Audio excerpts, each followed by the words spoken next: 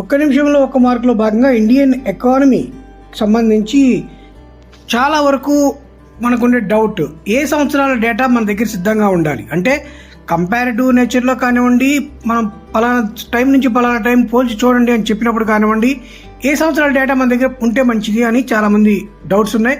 So అందులో భాగంగా మనం మొట్టమొదటిసారి పంచవర్ష ప్రణాళికలు ప్రారంభమైన 1950-51 నాటి డేటా, అంటే అప్పుడు వ్యవసాయం ఎంత అభివృద్ధి ఉంది, ఎంత పేదరికం ఉంది, ఇలాగనమాట.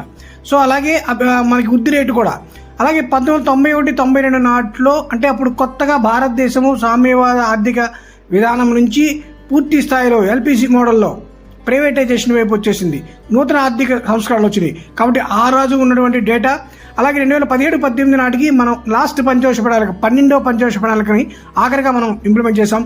అది అలాగే ఈ సంవత్సరం నుంచి మనకి లాస్ట్ 2 years అంటే బడ్జెట్లో అడిగినటువంటి విధంగా ఉండేటువంటి 3 సంవత్సరాల డేటా మన దగ్గర ఖచ్చితంగా ఉండాలి.